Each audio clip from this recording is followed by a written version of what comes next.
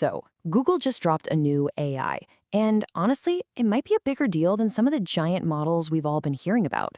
It's called Gemma 4, and it's designed to live right here, in your pocket. And today, we're going to break down exactly why this thing could change, well, pretty much everything. All right, so let's just kick things off with a big question. I don't know, forever, the AI race has all been about who can build the biggest, most massive model, right? But what if the biggest leap forward isn't about getting bigger at all? What if it's about getting smarter, way more efficient, and putting that power in everyone's hands? Okay, here's what we've got on top. We'll start with this whole trend of AI in your pocket. Then we'll properly meet the Gemma 4 family. After that, we're going to peek under the hood at the tech, see what it can actually create, which is pretty wild. We'll talk about why it's such a game changer, and finally, look at what kind of future this all unlocks. All right, first things first. We got to talk about this massive shift happening in the world of AI right now. For years, all the real power was stuck up in the cloud. But that's changing. It's moving right into our hands. And this is what people mean when they say local AI. You know, instead of sending your question or your photo off to some giant, faraway data center, the brain, the model, is running right here on your device. What does that get you? Well, it's super fast. It's way more private because your data never leaves your phone. And you can use this crazy powerful AI even if you have zero internet connection. And that brings us right to the main event. Google's brand new release, Gemma 4, is built from the ground up for this exact world of on-device intelligence. So what is Gemma 4 exactly? Well, think of it as a whole family of AI models. They're open weights, which is a huge deal for developers, and they're built with the same core tech as Google's massive Gemini 3 models. But the goal here is totally different. It's all about making that incredible power super efficient, efficient enough to run anywhere, and open enough for anyone to grab and start building with. And this isn't a one-size-fits-all kind of thing.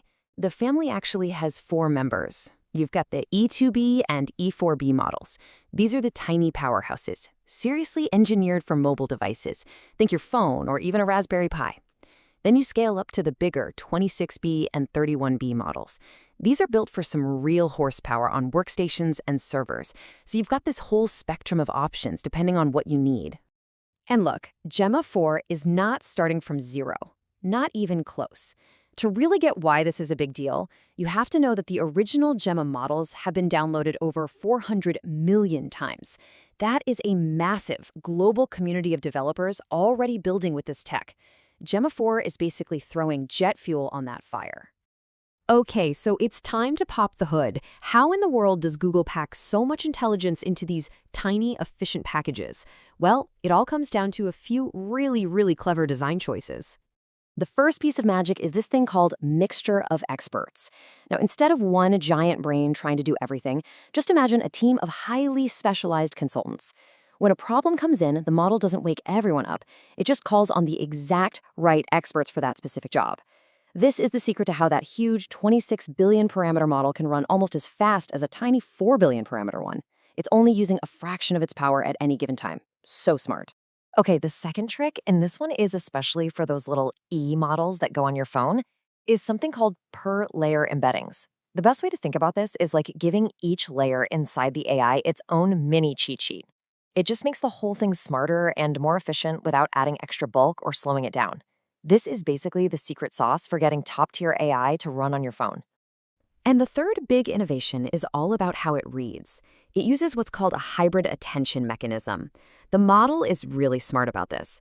It kind of alternates between reading a sentence really closely, that's local attention, and then zooming out to just glance at the entire document to get the big picture, that's global attention.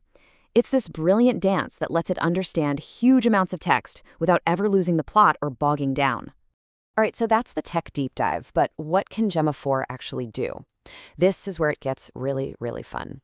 Let's look at its multimodal powers, its ability to understand so much more than just text. So check this out. You can literally just show the model a picture, in this case, a screenshot of a web page, and just tell it, hey, write the code for this page. Just think about that. The AI has to understand the visual layout, the colors, the text, every single element, just from looking at a flat image. And the result? It's just wild. It actually spits out working HTML code that perfectly rebuilds the page.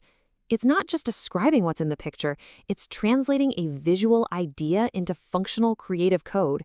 That is a massive leap in reasoning. Okay, but let's push it even further. Now we're giving it a video clip of a concert. And the question has two parts.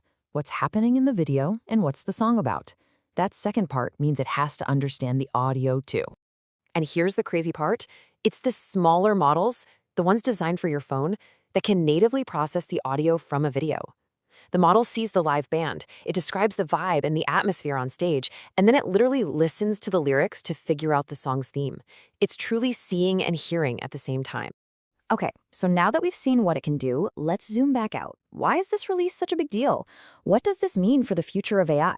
First off, the performance is it's off the charts. Take a look at this general knowledge benchmark. The tiny little Gemma 4 E4B model, the small one, actually scores higher than the previous generation's much bigger 27 billion parameter model. Think about that. And the new 31B model, it's hitting an 85% score, which puts it right up there in the absolute top tier of any open model you can get today. And then there's its memory, what we call the context window. The bigger models can handle 256,000 tokens of information at once.